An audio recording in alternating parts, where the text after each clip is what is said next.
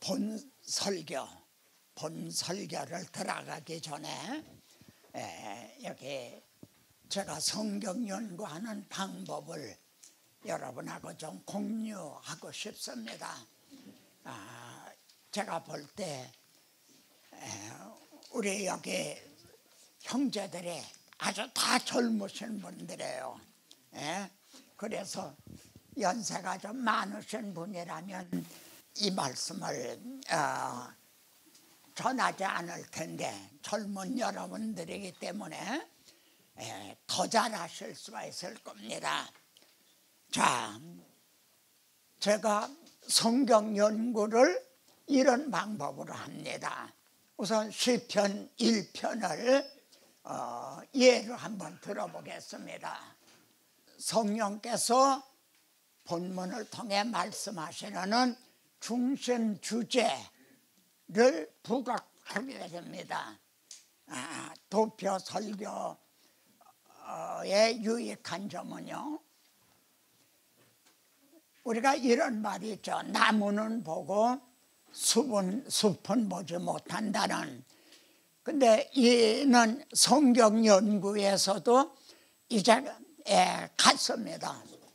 나무는 보고, 그러니까 어느 부분적으로는 우리 한국교회 성도들이 성경 지식이 부분적으로는 많아요.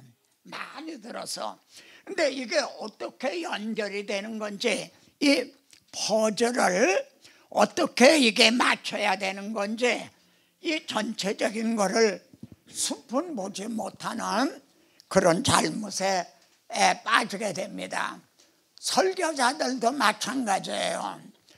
본문을 통해서 말씀하시는 중심 주제, 이거는 옆으로 밀어놓고 가지 말씀과 같은 이런 거에 또 곁길로 빠질 수가 있거든요.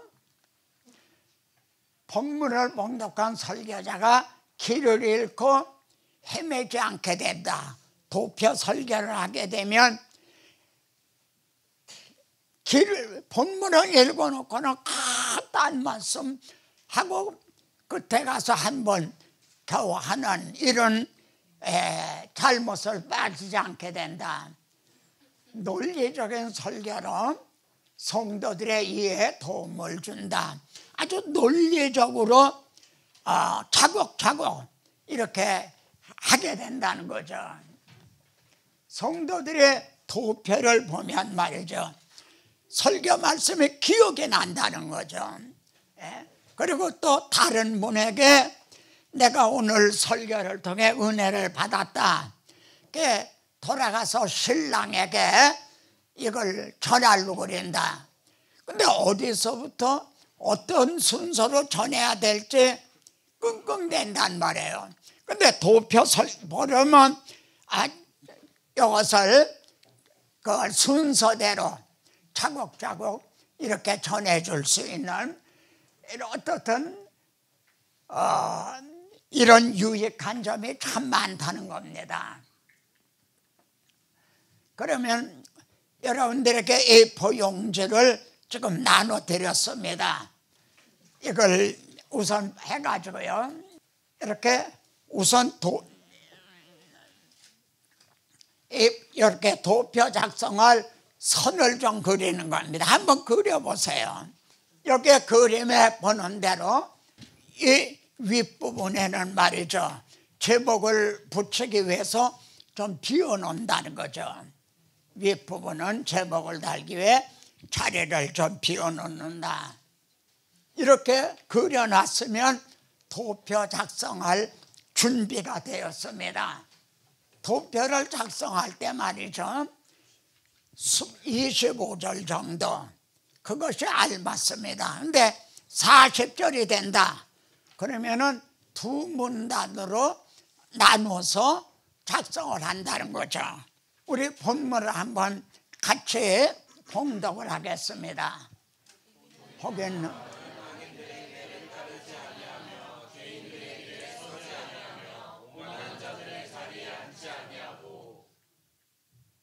오직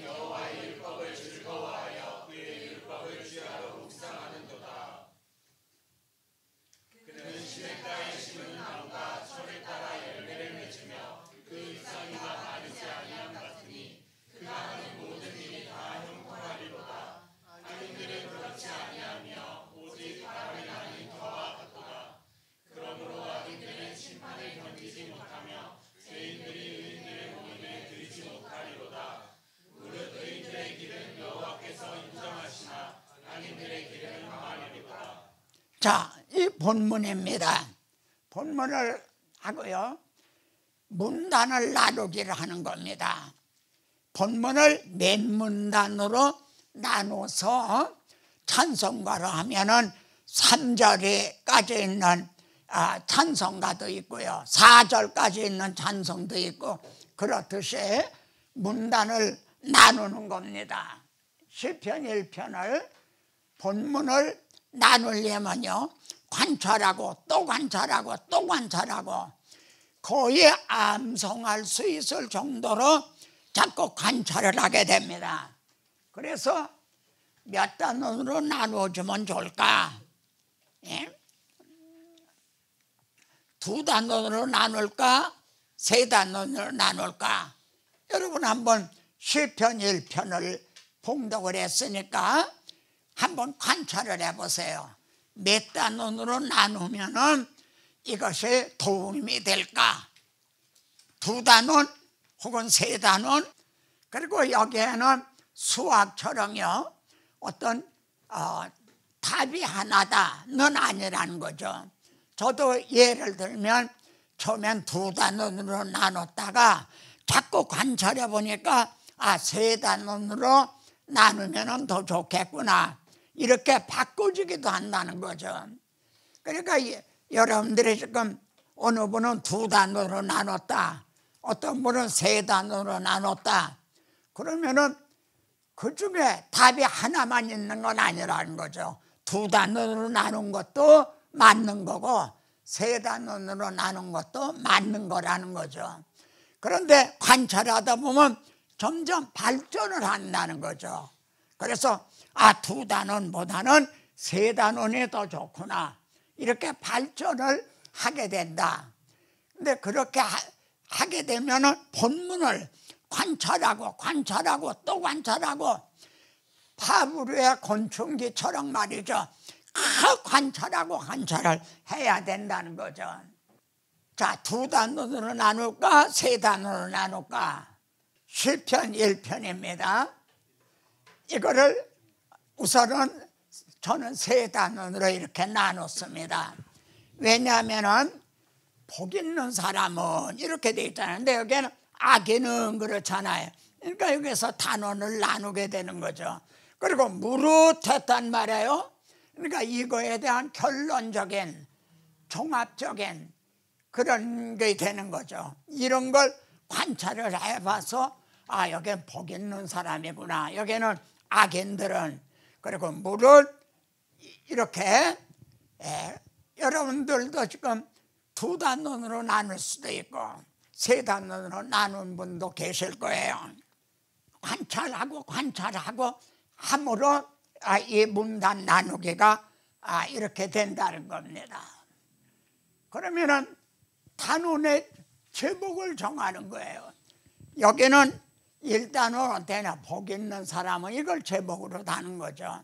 악인들은 이걸 제목으로 달고, 무릇 의인들은 길은, 여호와께서 악인들의 길은 2길이 나온단 말이에요. 의인의 길, 악인들의 길. 그러니까 제목을 2길로 이렇게 정할 수가 있죠.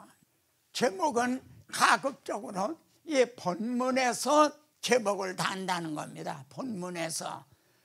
물론 이것도 절대적인 건 아니죠. 이게 2길 했는데 본문에는 2길이 없잖아요.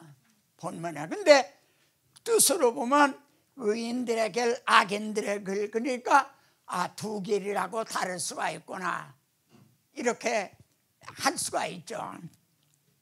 여러분은 젊은 분이 돼서 이런 지혜도 있고 통찰력도 있고 그래서 이 늙은 할아버지보다 아주 더 잘하실 수가 있어요. 자, 전체를 그 다음에는 단원의 제목을 정했잖아요. 근데 전체 주제를 정한다. 전체 주제는 단원의 제목과 연결되도록 정하는 것이 포인트. 복 있는 사람의 길과 악인의 길. 전체 주제를 복 있는 사람과 악인의 길 이렇게 정했죠. 근데 여기하고 연결이 돼야 된다는 거죠. 이렇게 복 있는 사람, 이거는 악인. 그리고 두 길, 예.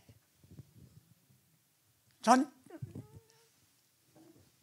더 길게 설명을 안 해도 여러분들은 아주 잘 이해를 하실 거예요. 이걸 좀 다듬는다는 거죠.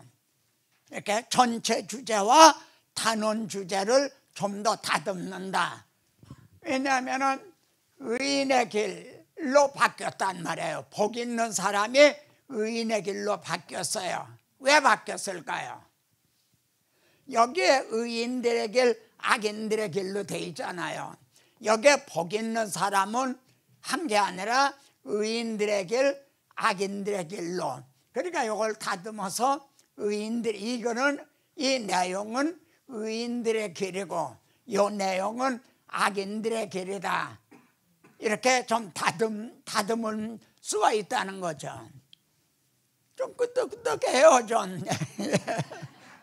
여기에 근거해서 복 있는 사람으로 이걸 제목을 좀 바꿨다. 여기에는 두 길이라고 그랬는데 두 종말로 바뀌었죠. 또 아까는 두 길로 돼 있었잖아요. 내겐 두 종말. 왜냐하면 인정하시나 망하리로다. 두 종말이 지금 예수 믿는 사람과 안 믿는 사람은 지금이 다르잖아요. 마지막에 달라요. 어디에 나오죠? 그 말씀이 마지막은 사망이라. 이 말씀이 어디에 나오죠? 로마서 6장에 나오죠. 마지막은 사망이라. 마지막은 영생이다. 마지막에 달라요. 그래서 두 종말. 아까는 두 길로 돼 있었어요. 두 길. 내겐 두 종말로. 여기가 아까는 복 있는 사람으로 돼 있던 게 의인의 길로 바뀌고, 이렇게 하려면 관찰하고 관찰을 해야만 이게 가능해진다는 거죠. 복 있는 사람의 길과 악인의 길, 두 길과 두 종말. 전체 주제도 이렇게 바뀌어요. 두 길과 두 종말. 모든 사람은 지금 두 길 중에 어느 한 길을 가고 있어요. 그렇죠? 두 길 중에 어느 한 길을 가고 있다. 근데 마지막에 다르다는 거죠. 마지막에 다르다. 이것이 시편 1편을 통해서 말씀하시려고 하는 중심 주제가 된다. 그런데 다시 강조하지만 그러기 위해서는 관찰하고 또 관찰하고 또 관찰하고, 그러다 보면 본문이 거의 암송이 될 정도로 목사님들이 설교 본문을 택했잖아요. 그리고 이렇게 관찰하다 보면 성경 본문을 목사님이 암송할 정도, 그게 돼야 돼요. 로이드 존스 목사님은 그의 책에서 이렇게 얘기를 해요. 로마서를 암송하는 분이 몇 분이나 되는지 모르겠다. 여러분 중에 몇 분이나 되는지 모르겠다. 이런 말을 해요. 그러니까 당신은, 로이드 존스 목사님, 당신은 로마서를 암송하고 있다는 얘기예요. 물론 어떤 분은 성경을 많이 암송하잖아요. 그러니까 뭐 그렇게 틀에 박히듯이 그렇게 되진 않아도 적어도 관찰하다 보면은 설교자 자신이 본문을 암송할 정도가 된다는 거죠. 자, 그러면은 시편에는요, 의인과 악인이 아주 자주 등장해요. 시편 보면은 의인, 악인이 아주 많이 나와요. 그럼 누구를 가리키는가? 시편 1편에서 그리스도와 만남. 우리는 성경 본문 어디든지 그리스도와 성도들로 하여금 그리스도를 만나게 해줘야 된다는 거죠. 왜냐하면 그리스도가 내가 문이다. 그리스도가 내가 길이다. 다시 말하면 내가 해답이라는 거예요. 문제에 대한 해답이 그리스도로 주어진 거예요. 여자의 후손은 내 머리를 상하게 할 것이라. 그래서 그리스도와의 만남. 그럼 복 있는 사람은 어떤 사람인가? 악인들은요, 오직 여호와의 율법을 이제 즐거워하며 하나님의 말씀을 사모하고, 그런데 악인들은 그렇지 않냐면, 악인들은 심판을 견디지 못하면 율법을 주의하러 묵상하는 자로다. 죄인들이 의인들의 모임에 들지 못하리로다. 그러니까 여기서 아까 설명드린 대로 복 있는 사람이 의인들로 바뀐 거죠. 그 사람들이 복 있는 사람이라는 거죠. 다윗이 로마서 4장에서 그랬죠.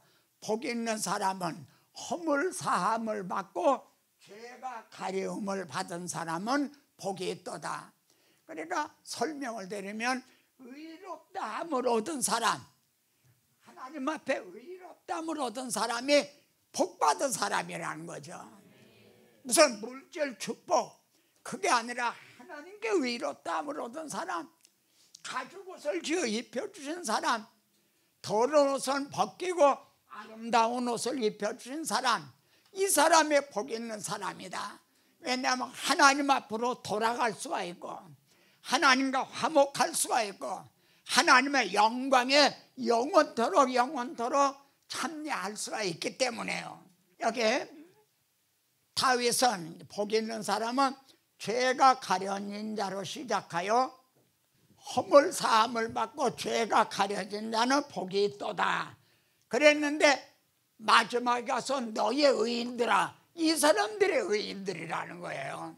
허물 사함을 받고 죄가 가려진 사람의 의인들아.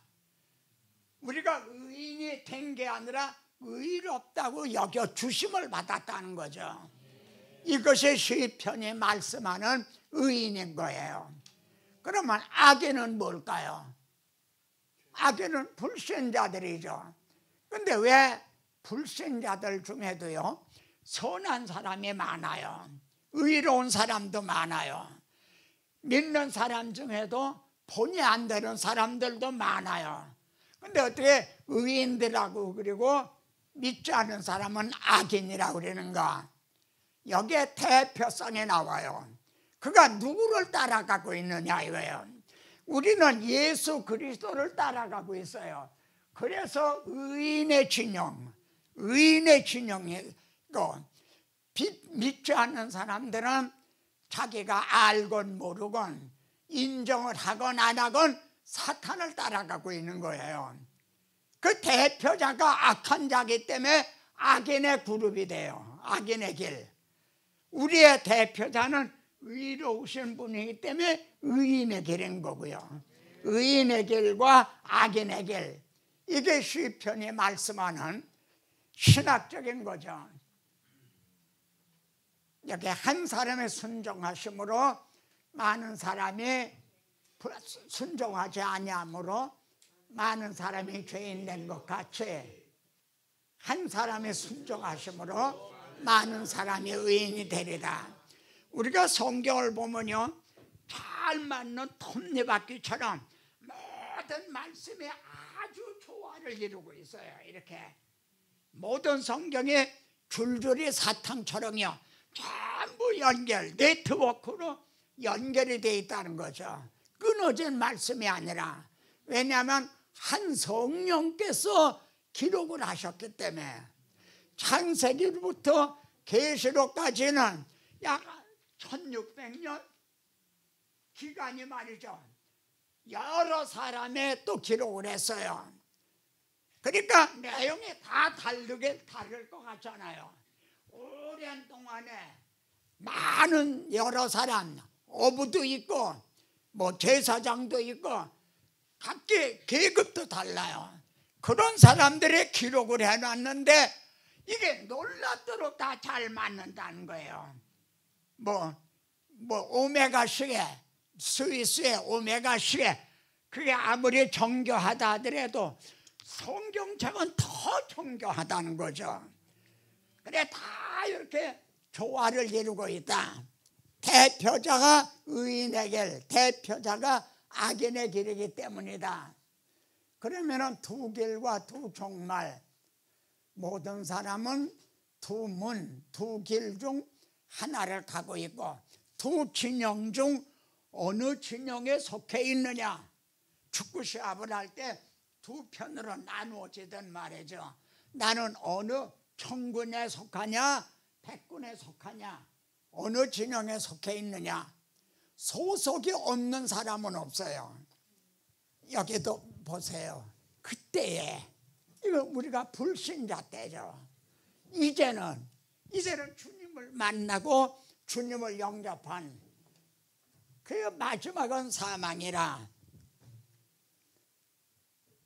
그 마지막은 영생이라. 이렇게 마지막이 다르다는 거죠. 근데 오늘날 우리 그리스도인들도 지금이 다르기를 바라는 분들이 있어요. 그렇죠. 지금이 다르기를. 이 땅에서 복받고 잘 먹고 잘 살기를 바라는. 근데 여러분, 이 땅은 어떤 땅인가요? 하나님의 아들 독생자를 십자가에 못 박은 땅이에요. 이 땅은요. 계시록 11장에 두 증인이 있죠. 두 증인.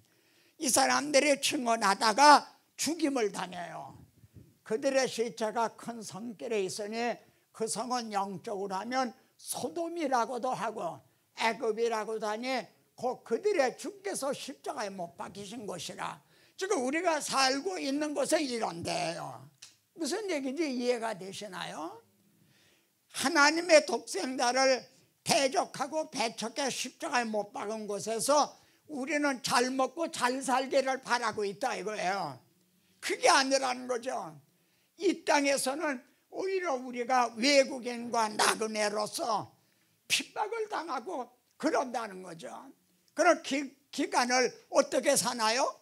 나의 의인은 뭐예요? 그 다음에 나의 의인은 믿음으로 말며 살리라. 믿음으로 사는 기간이에요.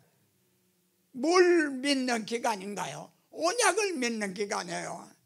좀 약속이 예화가 적절하지 않지만 춘향이가 그 고난을 당하면서도 이도령 약속을 기다리듯이 지금 우리는 이 기간이 믿음으로 사는 기간이에요. 하나님의 언약을 믿는 믿음으로 사는 기간. 왜 우리에게 믿음을 요구하셨나요? 인류의 시조 아담 하와가 에덴 낙원에서 하나님의 말씀을 믿지 않았어요. 먹으면 죽는다는 건 안 믿고 내가 먹으면 하나님같이 된다, 그건 믿었어요. 믿음을 요구해요. 언약 백성들도요, 선민 이스라엘도 하나님의 언약을 믿지 않았어요. 자, 1편의 중심 주제, 악인의 길과 의인의 길과 악인의 길의 대조. 그리고 이 시편 1편은 우리에게 너는 지금 어느 길을 가고 있느냐 묻고 있는 거죠. 너는 지금 두 길 중에 어느 길을 가고 있느냐. 시편 1편의 요절을 택한다면 마지막 결론적인 이 말씀이라 할 수가 있죠. 의인의 길은 철을 따라 열매를 맺으며 악인의 길은 오직 바람에 나는 겨와 같도다. 의인의 길은 하나님의 인정을 하시지만 악인의 길은 망하리로다. 제가 어제도 말씀드렸지만 이병철 씨, 삼성의 이병철 씨는 사업가였어요. 참 많은 사업을 일으켰죠. 그리고 많은 골동품 이런 것도 국보급 이런 것도 많이 수집을 했죠. 그러나 떠날 때 그걸 하나하나 가지고 갔나요? 예? 그 미련을 바람에 나는 겨와 같다는 거죠. 근데 마지막에는요, 이병철 회장님이 사업가였지만 마지막에는 24가지 질문을 했어요. 종교인이 된다는 거죠. 마지막에 죽음에 이르러서는 종교인이 된다는 거예요. 정말 천국과 지옥이 있느냐, 최후 심판이 있느냐, 이런 마지막에는 죽음을 멘멘토 모리라 그러잖아요. 죽는다는 걸 생각하면서 살아라. 여기 에레미야 이 말씀도 우리가 특히 설교자들이 명심해야 될 말씀일 겁니다. 겨가 어찌 알곡과 같겠느냐. 내가 하는 설교가 겨와 같은 설교냐, 아니면 생명을 주는 알곡과 같은 이게 설교냐, 그걸 생각하게 되죠. 여러분이 이런 걸 본문을 찾아서 앞뒤 문맥을 보시면은 더 분명해지게 됩니다.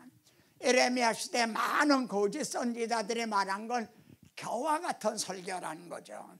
듣기 좋은 일회성, 월간 잡지와 같은 거. 그런데 알곡은 고전적인 설교, 불변의 진리라는 거죠. 나는 어떤 설교를 하고 있는가? 자, 이거를 도표 작성을 조금 다듬어 봐요. 다듬어 보니까 시각적으로도 좋잖아요. 이렇게 도표 작성을 좀 더 다듬으니까 우선 시각적으로도, 저는 실제 목회를 할 때요, 주보에 이런 도표를 실었어요. 성도들에게 도표를 실어줬단 말이에요, 주보에. 그러면 성도들도 도표를 보면서 설교를 듣고, 난 도표를 때로 논리적으로 길을 잃고 왔다 갔다 그러게 아니라 논리적으로 전하고 하니까 나중에 이 도표만 봐도 성도들이 설교가 다 기억이 나는 거죠. 또 자기 남편에게 가서도 여보 봐, 시편 1편은 이렇게 되는데, 이렇게 논리적으로 설명할 수도 있고요. 이건 시편 1편을 중문인데 여기 끼어 있네요. 제가 중국에 가면은 전부 중문으로 작성을 해가지고 가거든요. 제가 어렸을 때 한문을 배웠어요. 그래서 중국어 성경을 뜻을 다 알아요. 그래서 그걸 중문으로 작성을 해서 가서 전해주고 그러죠. 또 저는 일제시대에 살았잖아요. 그러니까 일본어를 안단 말이에요. 일본에 갈 때는 또 일본어로 이렇게 작성을 해가지고 가서 전해주고 그래요. 그러니까 그들의 눈으로 보면서, 귀로 들으면서, 손으로 짚듯이, 지금 여기에는 이 빔이, 레이저 빔이 여기에는 먹어들진 않아요. 근데 일반 스크린에는 레이저 빔이 찍히거든요. 그러면 찝어가면서 손에 쥐어주듯이 이제 전해주니까, 저는 중국에 처음 가서 강의를 할 때 그게 다 잘 전달이 되는 줄 알았어요.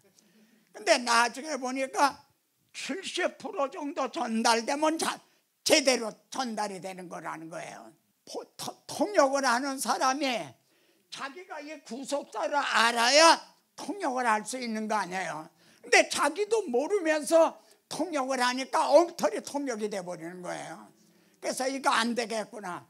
그래, 그때부터 이 모든 중문으로 작성을 해서 PPT로 작성을 해서 전하게 된 거죠. 같이 한번 찬양하죠.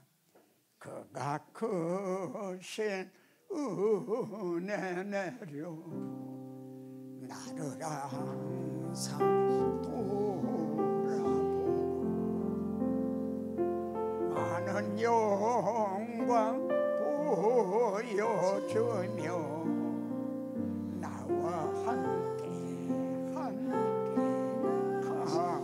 가시네. 주의 인도하심 따라, 주의 인도하심 따라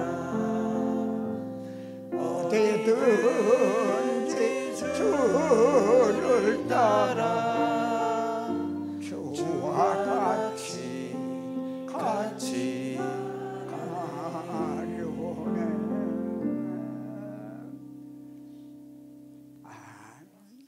자, 한 편만 더 하고, 자, 이제 113편을 한 번 더 예를 들어보겠습니다. 우리 함께 봉독을 하죠. 할렐루야.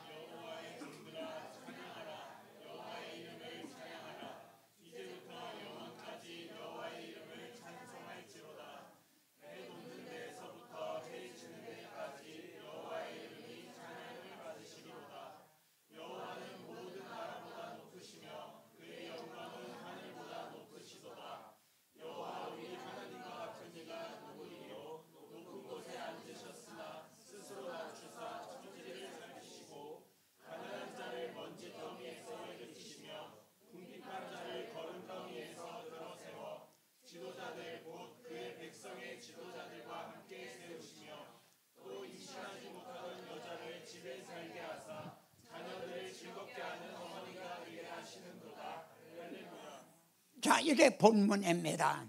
이 본문을 몇 단원으로 나누면 좋겠는가? 여러분 한번 나눠보세요. 여기 보면은 저기에 찬양하리라가 나오죠. 여기에 찬양, 여기에 찬양이라는 말이 많이 나오죠. 여기는. 근데 여기는 높으시다는 말이라고, 여기는 낮추시다고 나와요. 그래서 이렇게 단원을 나눠본 거죠. 세 단원으로. 어떤 분은 두 단원으로 나눠도 돼요. 두 단원은 오답이고 세 단원은 정답이다. 그게 아니라는 거죠. 그러니까 너무 거기에 얽매일 필요가 없어요. 근데 관찰하다 보면은 이거는 세 단원으로 나누면 뜻을 전달하는 게 더 잘 되겠구나. 그럼 단원의 제목은 어떻게 정할까요? 여기에는 이 본문에서 가능하면 제목을 정하라고 그랬죠. 찬양하라, 찬양하라, 찬양하라, 찬양하는 말이 4번인가 이렇게 나오니까 이게 찬양. 여기는 높으시며, 높음. 그럼 여기는 뭐라고 그러면 돼요? 낮추사 하는 거를 제목으로 정할 수가 있겠죠. 낮추사. 그러면 여러분 벌써 이 본문에서 뜻이 드러나요. 이렇게 높으신 분이 누구예요? 예수 그리스도예요. 이렇게 높으신 분이 스스로 낮아주셨어요. 그래서 우리를 가난한 자를 먼 똠에서 일으켜 주시고, 여기에서도 해 돋는 데서부터 해 지는 데까지 뭘 깨닫게 되나요? 이거는 유대인에게만 해당되는 게 아니라는 거죠. 해 돋는 데부터 해 지는 데까지는 이방인들, 이 복음이 벌써 이방인들에게까지 전파될 것이 이렇게 구약 시편에 벌써 나타나고 있다는 거죠. 그냥 지나갈 수는 없지. 해 뜨는 데부터 해 지는 데까지 주의 이름 찬양받으리.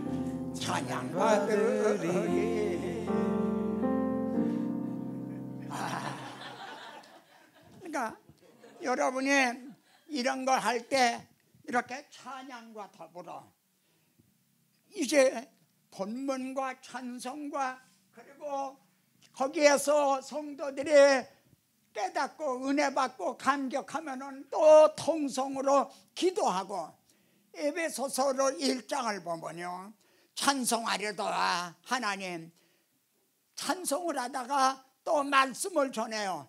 그러다가 또 기도를 해요. 우리는 예배 순서에 의해서 너무 의식적인 예배를 드리고 있는 건 아닌가.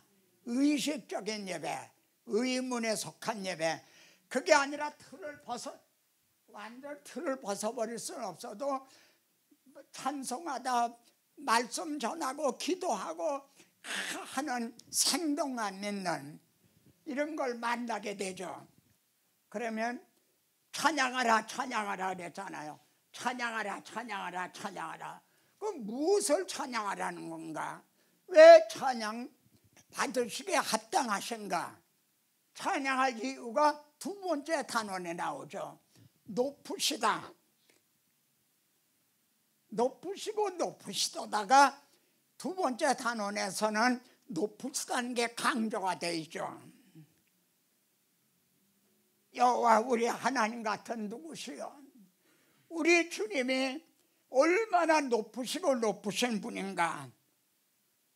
높은 곳에 앉으셨으나, 높으시며 높으시고 높은 곳에 앉으셨으나 이처럼 높으신 분이 누구시며 우리를 위해 무엇을 행해 주셨는가. 세 번째 단은 높은 곳에 앉으셨으나 스스로 낮추셨다는 거예요. 영광을 비우시고 빌립보서 2장에 있는 말씀대로 스스로 낮아주셨죠. 그리고 천재를 살피시고, 천재를 살피다는 말이 주목해 보다는 거예요. 잃어버린 자를 찾으러 오셨거든요. 잃어버린 자가 어디 있나, 이걸 찾고 계시는 거예요. 천재를 살피시고 잃어버린 자를 찾고 계시는 그러한 모습이 나타나고 있죠.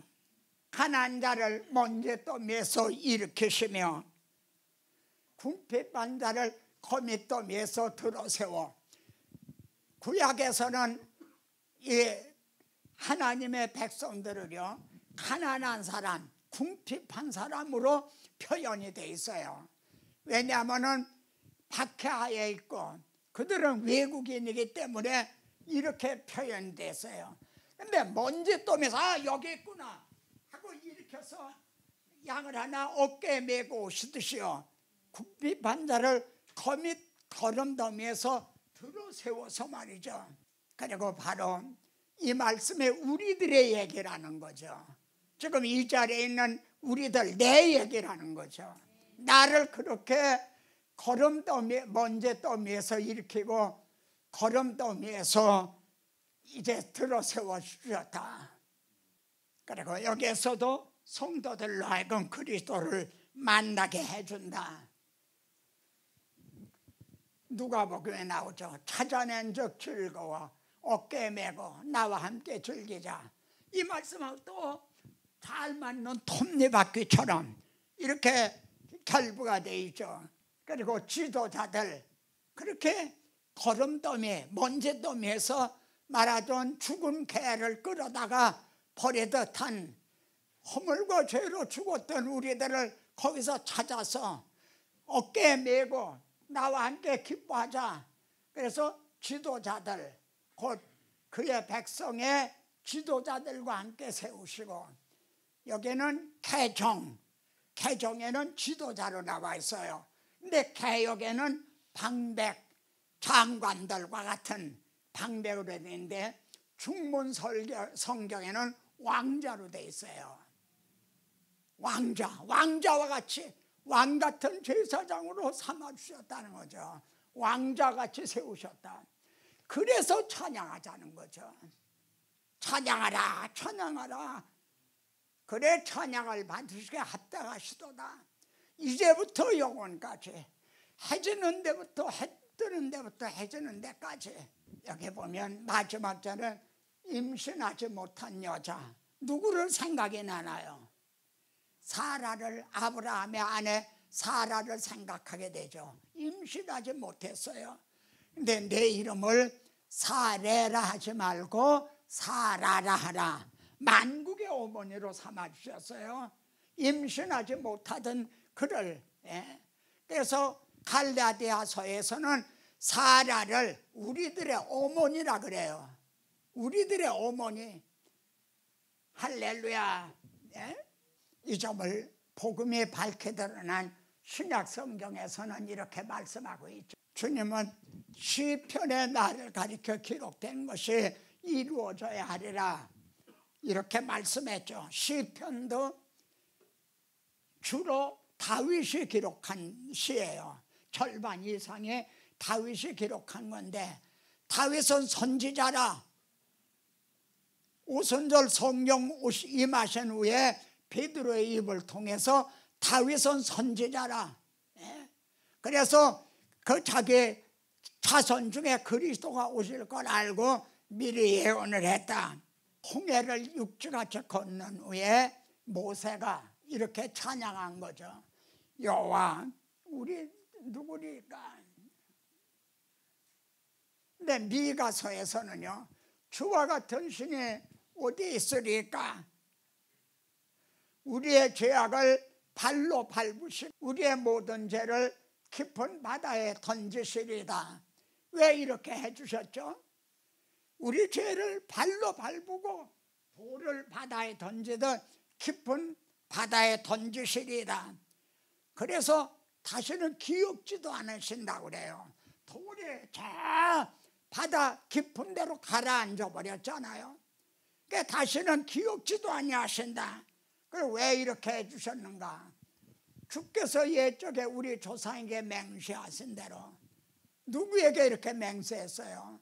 아브라함에게 메시아 언약을 세워주시고 맹세로 보증을 해주신 그걸 지키신 거죠. 우리에게는 이보다 더한 감사와 감격이 구약의 성도들보다도 더 감사와 감격이 있어야겠죠. 113편에서 우리가 해야 될 일은 뭔가? 이제부터 영원까지 해돋는 데서부터 해지는까지 여호와의 이름을 찬양하는 거죠. 근데 이 찬양은 입으로만 찬양하는 거 아니라 우리의 삶을 통해 전인적인 찬양인 거죠. 그런데 반대로 하나님의 이름이 너희 때문에 모독을 받는도다. 어제도 뉴스 시간에 만민교회 누구예요? 이재룡 목사가 그 옥에 갇혔다가 죽었잖아요. 그런데도 만민교회는 지금도 남아서, 예? 만일 온전한 12조를 바치지 못하면 애를 가졌다가도 다 유산이 된다는 거예요. 온전한 11조를 드려야 된다는 거예요. 그리고 그랬던 사람이 이재룡하고 손만 터치해도 나 병이 되고 그런다는 거예요. 그래가지고 엄청난 돈을 횡령하고 이런 게 뉴스에서 빵빵 터지니까 우리가 아무리 전도를 해도, 예, 생각을 해보세요. 예수 믿고 싶은 생각이, 교회 가고 싶은 생각이 있겠는가? 우리는 범사에 우리의 구주 하나님의 교훈을 빛나게 하려 함이라. 이 도표를 다듬어 완성을 좀 해보는 거죠. 이 중심은 하나님같이 높으신 게 스스로 낮추셨다. 그래서 이제 여기에 천지를 살펴서 잃어버린 자를 찾으셨다. 그래서 찬양하라는 거죠. 그리고 임신하지 못한 여자로 통해서 이렇게 내 자손이 하늘의 별과 같이 번성하리라. 도표를 좀 이렇게 가다보면 시각적인 효과가 또 있죠. 이렇게 보면. 근데 우리의 한글로는 조금 어려워도 중문으로 이 도표를 작성해 보면요, 참 중문은 뜻글자 아니에요. 뜻글자. 그래서 이게 더 잘 아주 드러나요. 이렇게 하려면은 본문을 관찰하고 또 관찰하고 이랬다 저랬다 다듬어야 되겠죠. 이제 잠깐 휴식했다가 오늘 본 설교를 하도록 하겠습니다. 이것이 제가 지금도 하고 있는, 여러분이 성경만 가지면요 그냥 전철에서도 할 수 있어요. 로마서 1장부터 쭉 읽으면서 우선은 17절까지 나눌 수 있어요. 1절부터 17절까지. 그리고 18절부터 마지막은 죄론이거든요. 그럼 1절부터 17절까지를 몇 단원으로 나누면 좋을까? 성경 본문을 가지고 하는 거예요. 그리고 단원의 제목도 정해보고. 그럴 시간 가는 줄도 없죠. 성경을 읽으면 막 졸고 그러잖아요. 그럴 새가 없는 거죠. 이렇게 관찰하다 보면. 한번 도전해 보세요. 여러분은 더 잘하실 수가 있어요.